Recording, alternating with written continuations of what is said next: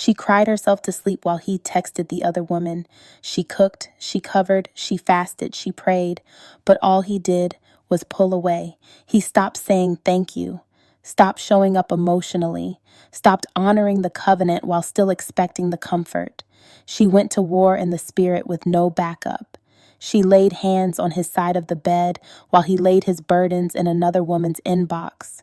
She stayed loyal to a man who was slowly becoming a stranger, and heaven was watching. She was in a two-person covenant, but fighting with one set of armor. He laid down his sword, and she picked up his side just to keep the house from collapsing. But what he didn't realize was, every time she cried in secret, she was building a case in heaven, because marriage is ministry. And she was on assignment, but he abandoned the post. She didn't just carry the bills, she carried his spiritual weight, covered his name in prayer while he covered someone else's likes. He didn't cheat yet, but he did check out. And when she begged for partnership, he called her dramatic. But she wasn't emotional.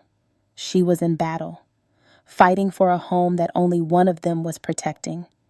And now the vault declares, you left her with war while you entertained peace in strange places.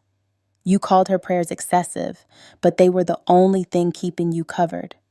She labored in silence, and now I'm honoring her in power. You abandoned covenant, so I'm shifting the oil. The marriage didn't collapse because she gave up. It collapsed because she couldn't carry two mantles forever. And now heaven has released her from the burden. The crown has been lifted. The vault is closed.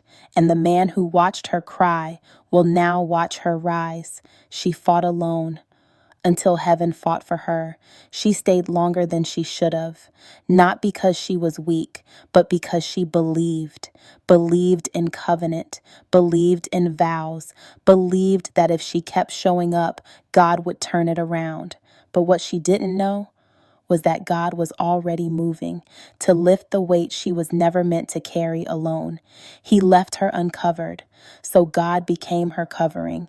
He stopped fighting for her, so God started fighting against everything fighting her. You can't hand a woman a two-person assignment, then abandon her emotionally, spiritually, and financially, and expect her to remain whole. That's not loyalty. That's spiritual malpractice.